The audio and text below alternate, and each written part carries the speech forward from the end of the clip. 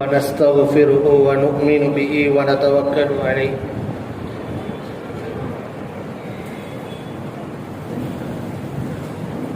لا مضل له ومن يضلل فلا هادي له ونشهد أن لا إله إلا الله وحده لا شريك له ونشهد أن سيدنا ونبينا مولانا محمدا عبده ورسوله أما بعد فقد قال الله جل سبحانه وتعالى في القرآن الكريم والفرقان المجيد إن الله وملائكته يصلون على النبي يا أيها الذين آمنوا صلوا عليه وسلموا تسليما اللهم صل على سيدنا محمد وعلى آل سيدنا محمد وبارك وسلم رب اشرح لي صدري ويسر لي أمري وحلل عقدة من لساني يفقه قولي. நிறைந்த நல்வாழ்வை நித்தமும் நல்கிக் கொண்டிருக்கும் வல்லோன் அல்லாஹ் ஒருவனுக்கே புகழ் அனைத்தும் உண்டாகுக. அவனது ஸலாத்தும் ஸலாமும் கண்மணி நாயகம் ஸல்லல்லாஹு அலைஹி வஸல்லம் அன்னவர்களின் மீதும் அவர்களின் அடிச்சுவடுகளை பிசகாமல் பின்பற்றி வாழ்ந்த சத்திய சஹாபாக்கள், நாதாக்கள், சுஹதாக்கள், நல்லோர்கள், குறிப்பாய் இங்கு குழுமிருக்கின்ற நம் அனைவரின் மீதும் என்றென்றும் குன்றாமல் நின்று நிலவட்டுமாக. வரசத்துல் அன்பியா பேரவையின் சார்பாய் நடைபெற்று வரக்கூடிய இச்சிறப்புமிகு நிகழ்ச்சிக்கு தலைமையேற்று நடாத்தி தந்து கொண்டிருக்கக்கூடிய பள்ளப்பட்டி வட்டார ஜமாஅத்துல் உலமாவினுடைய தலைவர், ஃபைசுல் பாக்கியாத் அரபுக் கல்லூரியினுடைய நிறுவனருமான கண்ணியமிகு மௌலானா மௌலவி அல்ஹாஜ் ஹலீலுர் ரஹ்மான் பாக்கவி ஹசரத் கிபிலா அவர்களே, இவ்விழாவில் கலந்து கொண்டு சிறப்பு பேருரை நிகழ்த்தவிருக்கிற அஹ்லு சுன்னத்து வல் ஜமாத்தினுடைய போர்வாளாய் திகழ்ந்து கொண்டிருக்கக்கூடிய மௌலானா மௌலவி அப்துல் அசீஸ் பாக்கவி ஹசரத் கிபிலா அவர்களே, இன்னும் மேடையில் வீற்றிருக்கக்கூடிய சங்கை பொருந்திய உலமா பெருமக்களே, கண்ணியமிகு தாய்மார்களே, பெரியோர்களே, சிறார்களே, உங்கள் எல்லோருக்கும் ஆரம்பமாய் இஸ்லாத்தின் முகமன்னான சலாமினை கூறி என் சிற்றுரைக்குள் நுழைகிறேன். அஸ்ஸலாமு அலைக்கும் வரஹ்மத்துல்லாஹி வபரகாத்துஹு. கண்ணியத்திற்குரியவர்களே, இங்கு அற்புதமான ஒரு நிகழ்ச்சி ஏற்பாடு செய்யப்பட்டிருக்கிறது. வரசத்துல் அன்பியா பேரவையின் உறுப்பினர்கள் வெறுமனே இந்த நிகழ்வை வழிமார்களை நினைவு கூறும் நிகழ்வாக மாத்திரம் முன்னெடுக்காமல் உலமாக்களை, ஆலிம்களை கௌரவிக்கக்கூடிய நிகழ்வாகவும் இதை மாற்றியிருப்பது போற்றுதலுக்கும் பாராட்டுதலுக்கும் உரியது. நபிகள் நாயகம் ஸல்லல்லாஹு அலைஹி வஸல்லம் அவர்கள் சொன்னார்கள், லைஸ மின்னா மல்லம் யுவக்கிர் கபீரனா, பெரியோர்களுக்கு கண்ணியம் செலுத்தாதவர் நம்மை சார்ந்தவர் அல்ல. வயர்ஹம் ஸகீரனா, சிறியோர்களுக்கு அன்பு பாராட்டாதவர், சிறியோர்களிடத்தில் கருணையோடு நடந்து கொள்ளாதவர் நம்மை சார்ந்தவர் அல்ல. வயரிஃப் லிஉலமாஇனா ஹக்கஹு, உலமாக்களுக்கு செலுத்த வேண்டிய கண்ணியத்தை, மரியாதையை, மாண்பை விளங்காதவர், அறியாதவர் நம்மை சார்ந்தவர் அல்ல என்று நபிகள் நாயகம் ஸல்லல்லாஹு அலைஹி வஸல்லம் சொன்னார்கள். உலமாக்களுக்கு செலுத்த வேண்டிய கண்ணியத்தை, மரியாதையை, மாண்பினை அறிந்து அவர்களுக்கு செலுத்த வேண்டிய கண்ணியத்தை கொடுக்க வேண்டும் என்பதுதான் இந்த ஹதீஸ் சொல்லித்தரக்கூடிய செய்தி. அந்த அடிப்படையில் உலமாக்களை கண்ணியப்படுத்த வேண்டும், அவர்களை கௌரவிக்க வேண்டும் என்று சொல்லி அவர்களை கௌரவிப்பதற்காகவே இந்த விழாவை முன்னெடுத்திருப்பது மிகுந்த போற்றுதலுக்கும் புகழுக்கும் உரியது. ஒரு வகையில் இந்த நிகழ்ச்சியில் கௌரவிக்கப்பட இருக்கக்கூடிய உலமாக்கள், கௌரவிக்கப்பட இருப்பவர்கள் உலமாக்கள், கௌரவிக்க இருப்பவர்கள் உலமாக்கள், இந்த விழாவை ஏற்பாடு செய்தவர்கள் உலமாக்கள். இன்னமும் சொல்வதானால் இந்த நிகழ்ச்சிக்காக பொருளாதார ரீதியில் எவ்வளவு தேவைப்படுமோ அத்தனை ரூபாய்களும் இந்த உலமாக்களால் மாத்திரமே போடப்பட்டிருக்கிறது. முழு பங்களிப்பு உலமாக்கள் மாத்திரமே செலுத்தி இந்த விழா நடத்தப்பட்டிருக்கிறது, நடத்தப்பட்டு கொண்டிருக்கிறது. இப்படி உலமாக்கள் சூழ இந்த விழா நடைபெறுவது என்பது ஒரு வகையில் பெருமைக்குரிய விஷயமாக நமக்கு இருந்தாலும், இங்கே கவலையோடு ஒரு செய்தியை பதிவு செய்கிறேன். இந்த நிகழ்ச்சியை, உலமாக்களை கௌரவிக்கக்கூடிய நிகழ்ச்சியை யார் முன்னெடுத்திருக்க வேண்டுமோ அந்த சமூகம் முன்னெடுக்காமல் விட்டிருப்பது என்பது மிகுந்த வருத்தத்திற்கும் கவலைக்குரியது.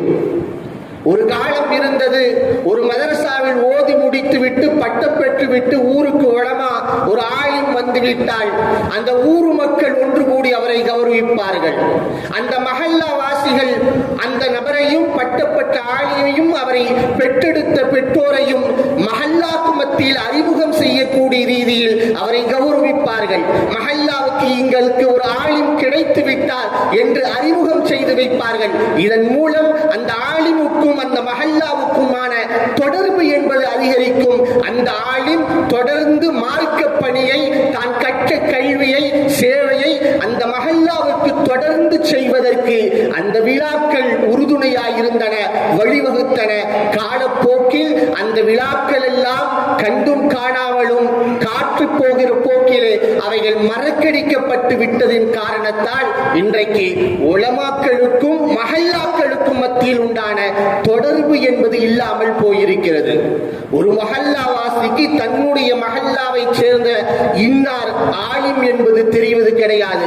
தெரிந்தால் தானே அவரிடத்தில் மார்க்கம் சம்பந்தப்பட்ட கேள்வியை அவரால் கேட்க முடியும், விளக்கங்களை கேட்டு பெற முடியும். இன்றைக்கு யார் ஆலிம் நம்முடைய மஹல்லாவிலே என்று தெரியாததின் விளைவால் உலமாக்களுக்கும் மக்களுக்கும் மத்தியில் உண்டான, அந்த மஹல்லா வாசிகளுக்கு மத்தியில் உண்டான தொடர்பு என்பது முழுமையாய் அறுபட்டு இருப்பதை பார்க்கிறோம். வருங்காலத்திலாவது ஊர் மக்கள் ஒன்று கூடி இந்த விழாக்களை நடத்த வேண்டும், மஹல்லா வாசிகள் ஒன்று கூடி விழாக்கள் நடத்த வேண்டும். நம் ஊரிலே எத்தனையோ பொதுநல அமைப்புகள் இருக்கின்றன, சபைகள் இருக்கின்றன, ஜமாத்துகள் இருக்கின்றன. அந்த ஜமாத்துகளாவது முன்மாதிரியாய் நின்று உலமாக்களை கௌரவிக்கக்கூடிய நிகழ்ச்சியை நடத்த வேண்டும் என்கிற இந்த செய்தியை நான் பதிவு செய்தவனாய் எனக்கு கொடுக்கப்பட்ட தலைப்புக்குள் நான் நுழைகிறேன். கண்ணியத்திற்குரியவர்களே, அல்லாஹு ஜல்ல சுப்ஹானஹு வ தஆலா மனிதனை மதிப்பிற்குரியவனாய், மாண்பிற்குரியவனாய் மாற்றியது என்பது கல்வியின் மூலமாகத்தான். கல்விதான் சாதாரண மனிதனையும் மாண்பாளனாய், போற்றுதலுக்குரியவனாய், புகழுக்குரியவனாய் மாற்றுகிறது. கல்வி இல்லாத மனிதன் சிந்தனையற்றவனாயிருப்பான்.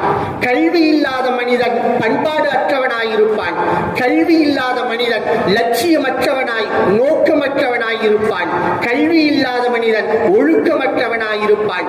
கல்விதான் மனிதனுக்கும் பிற படைப்பினங்களுக்கும், மனிதனுக்கும் பிற உயிரினங்களுக்கும் மத்தியில் வித்தியாசத்தை, வேறுபாடு உண்டாக்கி கொடுக்கிறது. அதைத்தான் இமாமுல் ஆலம் அபூ ஹனீஃபா ரஹ்மத்துல்லாஹி அலைஹி அவர்கள் சொன்னார்கள், லவ்லல் இல்மு லகானன் நாசு கல் பஹாயிம். கல்வி மாத்திரம் இல்லை என்றால் மக்கள் எல்லாம் விலங்குகளைப் போல், கால்நடைகளைப் போல் ஆகியிருப்பார்கள். பிற உயிரினங்களுக்கும் மனிதர்களுக்கும் மத்தியில் எந்த வித்தியாசமும் இல்லாமல் போயிருக்கும் என்றார்கள். குர்ஆனிலே அல்லாஹ் சொல்வான், வலக்கத் கர்ரம்னா பனி ஆதம், மனிதர்களை நான் சங்கைப்படுத்தியிருக்கிறேன், பிற உயிரினங்களை காட்டிலும் அவனை கண்ணியப்படுத்தியிருக்கிறேன் என்பான். எதை வைத்து கண்ணியம்? உண்பதானா, குடிப்பதானா? இல்லை. முஃபஸ்ஸிரீன்கள் நமக்கு விளக்கம் தருகிறார்கள். எதை வைத்து கண்ணியம்? அறிவை வைத்து கண்ணியம் அல்லாஹ் செய்திருக்கிறான். கல்வியை வைத்து அல்லாஹ் கண்ணியப்படுத்தியிருக்கிறான். கல்வியை தான் ஒரு மனிதனை மேம்பட்டவனாய் மாற்றுகிறது. கல்விதான் ஒரு மனிதனை மாண்பாளனாய், புகழுக்குரியவனாய் மாற்றுகிறது. அந்த கல்வி எந்த கல்வியாக இருந்தாலும் சரி, எந்த கல்வியாக இருந்தாலும் யார் யாரிடத்திலோ அந்த கல்வி போய் சேர்கிறதோ அவர்கள் மாண்பாளர்களாய் போற்றுதலுக்குரியவர்களாய் மாறுகிறார்கள். ஆனால் ஈருலகிலும் வெற்றியை பெற்றுத்தரக்கூடிய கல்வி, ஈருலகிலும் ஒருவனுக்கு சிறப்பை அந்தஸ்தை பெற்றுத்தரக்கூடிய கல்வி என்பது நாம் உறுதியிட்டு சொல்ல முடியும். அது அல்லாஹ் ரசூல் சம்பந்தப்பட்ட கல்விதான், மார்க்க நியாயம் சட்டம் சம்பந்தப்பட்ட கல்விதான். மார்க்க கல்வி ஒன்று மாத்திரம்தான் இந்த உலகிலும் சரி மறு உலகிலும் சரி ஒருவனுக்கு வெற்றியையும் உயர்ந்த அந்தஸ்துகளையும் புகழையும் அது பெற்றுக் கொடுக்கும் என்று சொல்ல முடியும். நம் பிள்ளைகளை இன்ஜினியர்களாக ஆக்கலாம், ஆடிட்டர்களாக ஆக்கலாம், நல்ல உயர்ந்த படிப்புகளை கொடுக்கலாம். ஆனால் அந்த கல்வி மறு உலக வாழ்க்கைக்கு பயன் தருமா என்றால் அது கேள்விக்குறிதான். அவரவர்கள் நடத்தையை பொறுத்து அமையும். ஆனால் அல்லாஹ் ரசூல் சம்பந்தப்பட்ட மார்க்க கல்வி மாத்திரம்தான், அதை கற்றவர்கள் மாத்திரம்தான் 100% அவருடைய இருவுல வாழ்க்கைக்கும் அது பயன் தரும் என்று சொல்ல முடியும். கண்ணியத்திற்குரியவர்களே, தன்னுடைய பிள்ளை நல்ல முறையில் முன்னேற வேண்டும் என்பதற்காக பெற்றோர்கள் பல லட்சங்களை செலவு செய்து, சில பேர் கோடிகளை செலவு செய்து கூட கஷ்டப்பட்டு சிரமப்பட்டு அவரை படித்து ஆளாக்கி பட்டங்களை பெற வைக்கிறார்கள். எவ்வளவு ஒரு உயரிய பட்டமாக இருக்கட்டும், இதோ இங்கு வீட்டிருக்கிறார்களே இந்த உலமாக்கள் 7 ஆண்டு காலம் மதரசாக்களில் மண்டியிட்டு பாடம் கற்று கடைசியாய் அவர்கள் பெற்றார்கள் அல்லவா ஒரு பட்டம், ஒரு சனது. அந்த சனதுக்கு ஈடாக ஆகாது. எல்லா பட்டங்களும் ஆலிம் என்கிற சனதுக்கு கீழ் வருமே தவிர அதற்கு நிகராய் எந்த பட்டங்களும் உலகம் சார்ந்த பட்டங்களும் வந்துவிடாது என்பதை நாம் நினைவில் கொள்ள வேண்டும். இவர் காரணம் இந்த சனதுகள் எல்லாம் வெறுமனே ஒரு மனிதரோடு போய் முற்று பெறவில்லை. இவர்கள் வாங்கிய சனதுகள் அல்லாஹ்வோடு போய் இவர்களை சேர்க்கிறது, நாயகத்தோடு போய் இவர்களை சேர்க்கிறது, ஜிப்ரீலோடு போய் சேர்க்கிறது. இவர்கள் அல்லாஹ்வோடு போய் சேருவதனால், நாயகத்தோடு போய் சேர்வதனால் இவர்கள் வாங்கக்கூடிய சனதினுடைய மதிப்பும் மரியாதையும் எல்லா விதமான சர்டிபிகேட்டுகளை காட்டிலும், சான்றிதழ்களை, பட்டங்களை காட்டிலும் உயர்வுக்குரியதாய் ஆகிறது.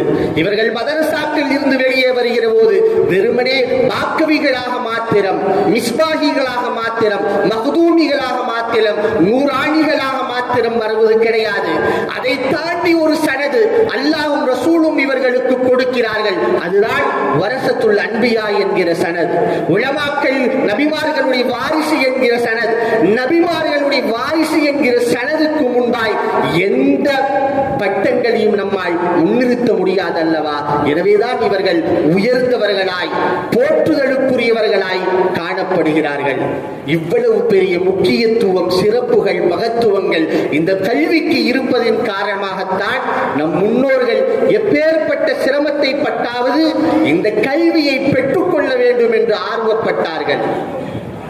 அபூ தர்தா ரலியல்லாஹு தஆலா அன்ஹு அவர்கள் டமஸ்கஸிலே இருக்கிறார்கள். டமஸ்கஸ் சிரியாவினுடைய தலைநகரம்.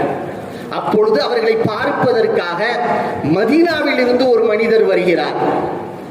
மதீனாவிற்கும் டமஸ்கஸுக்கும் கிட்டத்தட்ட 1400 கிலோமீட்டர் தொலை தூரம். 1400 கிலோமீட்டர்களை கடந்து அன்றைய காலத்தில் அவர் வருவதென்றால் எவ்வளவு சிரமமானதாக இருக்கும். வந்தார், வந்து கேட்டார். அபூ தர்தா ரலியல்லாஹு அன்ஹு பார்த்து சொன்னார், பலகனி அன்னக துஹத்திஸு அன் ரசூலில்லாஹி ஸல்லல்லாஹு அலைஹி வஸல்லம், நீங்க நபி ஸல்லல்லாஹு அலைஹி வஸல்லம் அவர்களை தொட்டும் ஹதீஸ்களை சொல்வதாய் கேள்விப்பட்டேன், அதை கேட்கலாம் என்று வந்திருக்கிறேன் என்றார். உடனே அபூ தர்தா ரலியல்லாஹு அன்ஹு சந்தேகத்தோடு கேட்டார்கள், நீங்கள் வேலை நிமித்தமாக இங்கே எதுவும் வந்திருக்கிறீங்களா? வியாபாரம் செய்வதற்காக வந்திருக்கிறீங்களா? இல்லை என்றார். உறவுகளை, நட்பு வட்டாரங்களை பார்ப்பதற்காக வந்திருக்கிறீர்களா? இல்லை என்றார். கேட்டார்கள் அபூ தர்தா ரலியல்லாஹு அன்ஹு, நாயகத்தை தொட்டு நான் ஹதீஸ்களை அறிவிக்கிறேன் என்பதை தெரிந்து அந்த ஹதீஸை கேட்க வேண்டும் என்கிற ஒரே காரணத்திற்காக என்னிடத்தில் வந்தீர்களா என்ற போது, ஆம், ஹதீஸை பெற வேண்டும் என்கிற ஒரே ஒரு லட்சியம், ஒரே ஒரு நோக்கம், அதுதான் இத்தனை கிலோமீட்டர்களை கடந்து என்னை பயணம் செய்ய வைத்திருக்கிறது, இங்கே வர வைத்திருக்கிறது என்ற போதுதான் இந்த ஹதீஸை அபூ தர்தா ரலியல்லாஹு அன்ஹு அவர்கள் சொன்னார்கள். மன் சலக தரீகன் யத்லுபு ஃபீஹி இல்மன் சலக்கல்லாஹு பிஹி தரீகன் இலல் ஜன்னah. யார் கல்வியை தேடி ஒரு பாதையில் நடந்து செல்வாரோ அவரை அல்லாஹ் சுவனத்தின் பக்கம் அந்த வழியாய் அல்லாஹ் அவரை கூட்டிச் செல்கிறான். மலக்குமார்கள் எல்லாம் கல்வியாளர்களுடைய பொருத்தம் வேண்டி தங்கள் ரெக்கைகளை விரித்து காட்டு கிடப்பார்கள் என்கிற ஹதீஸை அபூ தர்தா ரலியல்லாஹு அன்ஹு அவர்கள் தொடர்ந்து சொன்னார்கள். அந்த ஹதீஸில் வருகிறது, தொடர்ந்து நாயகம் ஸல்லல்லாஹு அலைஹி சொன்னார்கள், வானத்தில் உள்ளவர்களும் பூமியில் உள்ளவர்களும் எல்லா படைப்புகளும் இந்த கல்வியாளருக்காக துஆ செய்கின்றன. ஹத்தல் ஈதானு ஃபில் மா, தண்ணீரிலே நீந்திக் கொண்டிருக்கக்கூடிய மீன் முதற்கொண்டு எல்லாம் இந்த கல்வியாளர்களுக்கு துஆ செய்யக்கூடியவர்களாக, தஸ்பீஹ் செய்யக்கூடியவர்களாக இருக்கின்றன. அதோடு திருத்தல நாயகம் சொன்னாங்க, இன்னல் உலமாக வரசத்துல் அன்பியா. உலமாக்கள் யார் தெரியுமா? சாதாரணமானவர்கள் அல்ல, நபிமார்களுடைய வாரிசு.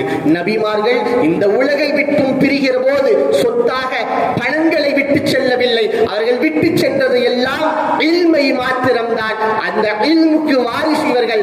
யார் அந்த இல்மை எடுத்துக் கொண்டார்களோ அவர்கள் நிறைவான ஹைர்களை, நிறைவான நலவுகளை எடுத்துக் கொண்டார் என்ற நாயகம் ஸல்லல்லாஹு அலைஹி வஸல்லம் அவர்கள் சொல்லிய ஹதீஸை, கூறிய ஹதீஸை சொன்னதும் அதை கேட்டுவிட்டு அவர்கள் சென்று விட்டார்கள் என்று பார்க்கிறோம். ஒரே ஒரு நபிமொழிதான், ஒரே ஒரு ஹதீஸ் தான். அதை கேட்பதற்காக எத்தனை கிலோமீட்டர்களை வேண்டுமானாலும் நான் கடப்பேன், எவ்வளவு சிரமங்களை வேண்டுமானாலும் நான் சிரமேற்று ஏற்பேன் என்கிற அந்த உறுதி ஏன் வந்தது?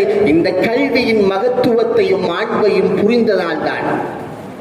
சுமார் 62 ஆண்டுகள் இந்த உலகத்தில் வாழ்ந்து 6 லட்சம் ஹதீஸுகளை தொகுத்து விட்டு மறைந்த அல்லாமா புகாரி ரஹ்மத்துல்லாஹி அலைஹி அவர்கள் எப்படி அந்த ஹதீஸை தொகுத்தார்கள்? ஊர் ஊராக சென்றார்கள், நாடு நாடாக சென்றார்கள். உலமாக்கள் எழுதுகிறார்கள், இமாம் புகாரி ரஹ்மத்துல்லாஹி அலைஹி அவர்கள் கல்விக்காக வேண்டி, ஹதீஸுகளை ஒன்று திரட்டுவதற்காக வேண்டி அவர்கள் செய்த பயண தூரத்தை மட்டும் நாம் கணக்கிட்டால் உலகத்தை 2 முறை சுற்றி வரலாம். அவ்வளவு தூரம் ஹதீஸுகளை, இந்த மார்க்கம் சம்பந்தப்பட்ட விளக்கங்களை, ஞானங்களை திரட்டுவதற்காக தன் வாழ்க்கையை அர்ப்பணித்தவர்கள் தான் இமாம் புகாரி ரஹ்மத்துல்லாஹி அலைஹி. ஸ்பெயினில் ஒரு மனிதர் இருந்தார், பகி இப்னு முஹ்லத் என்று அவருக்கு பெயர்.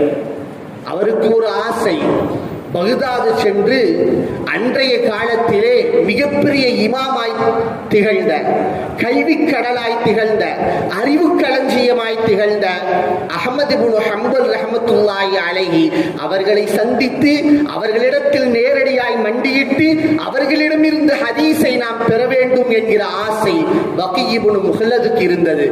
ஆனால் ஸ்பெயினில் இருந்து பகுதாதுக்கு போகணும்னா 5000 கிலோமீட்டர் தொலை தூரம், நீண்ட தூரம் பயணம் செய்ய வேண்டும். அவரிடத்தில் வாகனம் இல்லை, காசு இல்லை, ஏழையாக இருந்தார். இருந்தாலும் அவர்களிடத்தில் கல்வி கற்றே ஆக வேண்டும் என்கிற லட்சியம், அந்த வேட்கை அவரை வீறு கொண்டு எழ வைத்தது. நடைப்பயணமாய் புறப்பட்டு விட்டார் பகுதாதை நோக்கி. கையில வச்சிருக்கிற காசு கொண்டு கொஞ்சம் கொஞ்சமா செலவழிச்சுக்கிட்டே போவாரு. காசு தீர்கிற போது ஒரு ஊருக்குள் நுழைந்து அங்கே வேலை செய்வார். மீண்டும் பணத்தை சேமிப்பார், மீண்டும் தன்னுடைய பயணத்தை துவங்குவார். காசு காலியாகிற போது மீண்டும் ஒரு ஊருக்கு போய் வேலை செய்ய துவங்க விடுவார். இப்படியே ஒவ்வொரு ஊராய் சென்று வேலை செய்து பணம் சம்பாதித்து சேமித்து கடைசியில் பகுதாதை போய் அடைந்தார். 5 வருட காலங்கள் ஆகின அவருக்கு. 5 வருஷம் கழிச்சு பகுதாதுக்கு போனோனே இப்பொழுது அஹ்மத் இப்னு ஹம்பல் அவர் ரஹ்மத்துல்லாஹி அலைஹியை பார்க்க போறங்கிற ஆசையில அஹ்மத் இப்னு ஹம்பல் ரஹ்மத்துல்லாஹி அலைஹி அவருடைய வீடு எங்க இருக்கு, அவர்களை எப்படி பார்ப்பது என்று விசாரித்தார். மக்கள் சொன்னாங்க, என்னப்பா வெளியூர் வாசியா? ஆமா, ஸ்பெயின்ல இருந்து வந்திருக்கேன்னு சொன்னாரு. அப்பதான் மக்கள் சொன்னாங்க, ஹலீஃபாவுக்கும் அஹ்மத் இப்னு ஹம்பல் ரஹ்மத்துல்லாஹி அலைஹி அவர்களுக்கும் மத்தியில் தகராறு, கொள்கை ரீதியான தகராறு. ஹலீஃபாவின் உத்தரவு, தினங்கள் தினந்தோறும் அஹ்மது இப்னு ஹம்பல் ரஹ்மத்துல்லாஹி அலைஹி அவர்கள் கசையடி கொடுக்கப்பட்டு வீட்டு சிறைச்சாலையில் இருக்க வேண்டும் என்பது கலீஃபாவின் உத்தரவு. அஹ்மது இப்னு ஹம்பல் ரஹ்மத்துல்லாஹி வீட்டை விட்டு வெளியே வர முடியாது, யாரையும் அவர்கள் சந்திக்க கூடாது, யாரும் அவர்களையும் சந்திக்க கூடாது. இது கலீஃபாவின் உத்தரவு. மீறினால் தண்டிக்கப்படுவர் என்றதும் அவர் நிராசையாய் போனார். சரி, இந்த ஊர்ல மற்ற உலமாக்கள் எல்லாம் இருப்பாங்களே, அவங்களையெல்லாம் பார்க்க முடியுமான்னு கேட்டாரு. இதோ இங்க இருக்கக்கூடிய ஜாமியா மஸ்ஜிதுக்கு போனா நீங்க பார்த்துக்கலான்னு சொல்லப்பட்டது. பக்கீ இப்னு மக்லத் ஜாமியா மஸ்ஜிதுக்கு போனார். பகதாதில் உள்ள ஜாமியா மஸ்ஜித். அன்றைக்கு பகதாத் என்பது ஒரு கல்வி கேந்திரமாக இருந்தது. பல துறை சார்ந்த அறிஞர் பெருமக்களை ஓரிடத்தில் பார்க்க வேண்டும் என்றால் பகதாதுக்கு போனால் பார்க்கலாம். அந்த ஜாமியா மஸ்ஜிதில் ஒரு மூலையில் தஃப்சீர் நடக்கும், ஒரு மூலையில் ஹதீஸ் நடக்கும், ஒரு மூலையில் ஃபிக்ஹ் நடக்கும், ஒரு மூலையில் உசூல் ஃபிக்ஹ் நடக்கும்.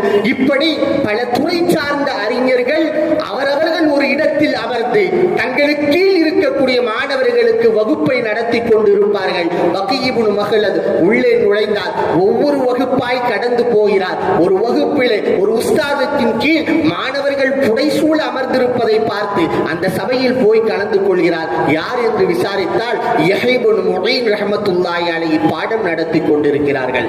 யார் இந்த யஹ்யா இப்னு முஈன்? ஹதீஸை அறிவிக்கக்கூடிய அறிவிப்பாளர்களை தரத்தை குறித்து துல்லியமாய் சொல்லக்கூடிய ஆற்றல் பெற்றவர்கள் தான் யஹ்யா இப்னு முஈன் ரஹ்மத்துல்லாஹி அலைஹி. அவர்கள் ஒரு அறிவிப்பாளரை குறித்து, ஒரு நபரை குறித்து இவர் பலகீனமானவர் என்று சொல்லிவிட்டால் அவரிடமிருந்து யாரும் ஹதீஸை எடுக்க மாட்டார்கள். அவ்வளவு பெரிய மார்க்க மேதையாய் அன்றைக்கு பார்க்கப்பட்ட யஹ்யா இப்னு முஈன் ரஹ்மத்துல்லாஹி அலைஹிக்கு முன்னால் உட்கார்ந்து இருக்கிறார் பக்கீ இப்னு மக்லத். அவர் கேட்டாரு யஹ்யா இப்னு முஈன்ட்ட, அஹ்மது இப்னு ஹம்பல் ரஹ்மத்துல்லாஹி அலைஹி எப்படிப்பட்டவன் சொல்லுங்களேன். அஹ்மது இப்னு ஹம்பல் ரஹ்மத்துல்லாஹி இப்படிப்பட்டவன் சொல்லுங்க. இதை கேட்டதும் யஹ்யா இப்னு முஈன் கேட்டாங்க, திரும்ப கேட்டாங்க, என்ன பேசுறேன்னு நீ புரிஞ்சுதான் பேசுறியா இல்ல புரியாம பேசுறியா? யாரை குறித்து என்னிடத்தில் கேட்கிறாய்? என்னை போன்ற சாதாரண ஒரு மனிதரா மிகப்பெரிய கல்வி கடலான அஹ்மது இப்னு ஹம்பல் ரஹ்மத்துல்லாஹி அலைஹி அவர்களை குறித்து விமர்சனம் செய்வது?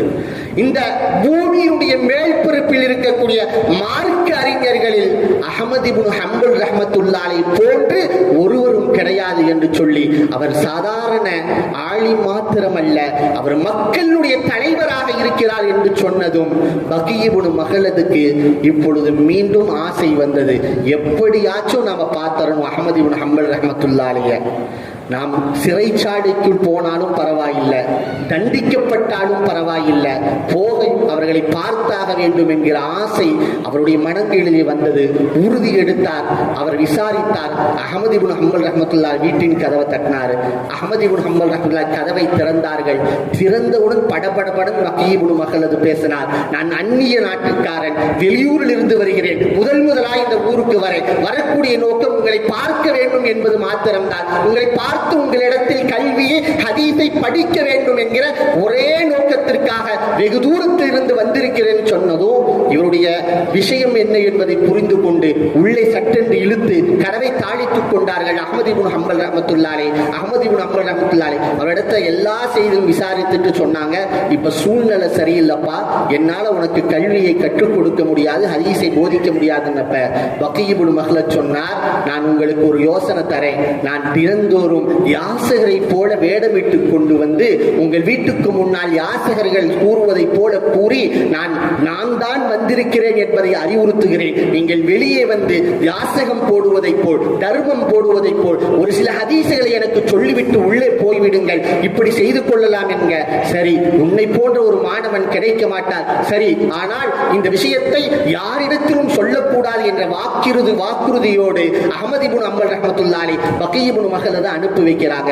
போகிறார். அடுத்த நாள் பக்கீ இப்னு மக்லத் தன்னுடைய ஆடைகளை எல்லாம் மாற்றிக்கொண்டு கந்தலான உடையை அணிந்து கொண்டு ஒரு யாசகரை போல் பார்ப்பதற்கு எல்லா விதமான ஏற்பாடுகளும் செய்துவிட்டு கையிலே தட்டில் இருந்து கொண்டு கையிலே குச்சியை பிடித்துக் கொண்டு ஒவ்வொரு வீதியாய் வருகிறார். அல்லாஹ் உங்களுக்கு அருள் புரிவானாக, அல்லாஹ் உங்களுக்கு நற்கூலியை வழங்குவானாக, என் மீது இரக்கம் காட்டுங்கள், இரக்கம் காட்டுங்கள் என்று தட்டை ஒரு பிச்சைக்காரரை போல் ஏந்தி கொண்டு கூவிக்கொண்டே வருகிறார். அஹ்மது இப்னு ஹம்பல் ரஹ்மத்துல்லாஹி அலைஹி அவருடைய வீட்டுக்கு முன்னால் வந்து இதே வாசகத்தை சொல்ல புரிந்து கொண்ட அஹ்மது இப்னு ஹம்பல் ரஹ்மத்துல்லாஹி அலைஹி வெளியே வருகிறார்கள். காவலர்கள் யாரேனும் இருக்கிறார்களா என்று பார்க்கிறார்கள். யாரும் தென்படவில்லை.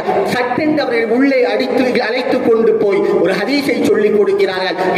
இன்னாருக்கு அறிவித்தார், இன்னாருக்கு அறிவித்தார் என்று அப்படியே சனதுகளை முழுமையாய் சொல்லி நாயகம் சொன்னார்கள் என்று ஹதீஸை சொல்ல அதை இவர் மனப்பாடம் செய்து கொண்டு வெளியே கிளம்புகிறார். வீட்டுக்கு போய் அந்த ஹதீஸுகளை எழுதி வைத்துக் கொள்கிறார். இப்படியே ஒரு நாள் அல்ல, 2 நாள் அல்ல, 2.5 வருடங்காலங்கள் பிச்சைக்காரரை போர் கோலம் தரித்து அஹ்மது இப்னு ஹம்பல் ரஹ்மத்துல்லாஹி அலைஹி வீட்டுக்கு முன்னால் பிச்சை எடுப்பதை போல் கூவி அழைத்து அவரிடம் இருந்து ஹதீஸுகளை கல்வியை கற்றுக்கொண்டார் என்கிற செய்திகளை நம்மால் பார்க்க முடிகிறது. கண்ணியத்திற்குரியவர்களே, நம்முடைய மூத்தவர்கள், நம்முடைய முன்னோர்கள் ஹதீஸுகளை கற்க வேண்டும், குர்ஆன் ஹதீஸுடைய ஞானங்களை எப்படியாவது பெற்றாக வேண்டும் என்று அதற்காக எவ்வளவு சிரமம் இருந்தாலும் அதை தாங்கிக் கொள்ள நான் தயார், எவ்வளவு தியாகங்கள் வேண்டுமானாலும் செய்வதற்கு தயார் என்று இருந்தார்கள் அல்லவா?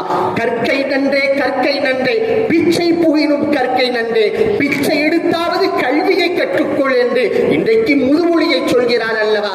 உண்மையில் அந்த வார்த்தையை வாழ்ந்து காட்டியவர்கள் நம்முடைய உலமாக்கள், நம்முடைய முன்னோர்கள் என்பதை புரிய வேண்டும். கல்வியின் மீது இருந்த தாகம், கல்வியை குறித்தவர்கள் புரிந்து வைத்திருந்த அந்த சிந்தனை தான் அவர்களை இவ்வளவு தியாகங்களை செய்ய வைத்தது. அதே சமயம் இன்றைக்கு கல்வியின் மீது, மார்க்க கல்வியை குறித்து உண்டான சரியான புரிதல் இல்லாதவின் காரணமாகவும் உலகத்தின் மீது உண்டான பணத்தின் மீது உண்டான பதவிகளின் மீது உண்டான அந்த மோகத்தாலும் மார்க்க கல்வி என்பது இன்றைக்கு நம்மிடத்தில் அருகியிருப்பதை பார்க்கிறோம். ஒரு காலத்தில் மார்க்க கல்வி கூட எட்டாக்கணியாக இருந்தது. இன்றைக்கு சில எட்டுக்களை எடுத்து வைத்தால் மார்க்க கல்வியை இலகுவாய் கற்றுக்கொள்ளலாம் என்றுதான் இருக்கிறது. ஊருக்கு ஊர் மதரசாக்கள் இருக்கின்றன, எல்லா வசதி வாய்ப்புகளும் இருக்கின்றன. இலவசமாய் நாங்கள் உங்கள் பிள்ளைகளுக்கு மார்க்கத்தை போதிக்கிறோம், உங்கள் பிள்ளைகளை அனுப்பி வையுங்கள், தேவைப்பட்டால் உலக கல்வியும் சேர்த்து தருகிறோம் என்றெல்லாம் சொல்லியும் கூட மார்க்க கல்வியின் மீது ஈடுபாடும் கவனமும் இல்லாமல் இன்றைக்கு இருக்கிறோம் என்றால் அதனுடைய மகிமையை விளங்காமைதான் என்பதை புரிய வேண்டும். உலகத்தின் மீது உண்டான மோகம் தான் என்பதை விளங்க வேண்டும். ஒன்றை சொல்லி நான் முடிக்கிறேன். உலகத்திற்கு பின்னால் போகலாம், அந்த உலகம் நமக்கு பணங்களை மாத்திரம்தான் தரும்.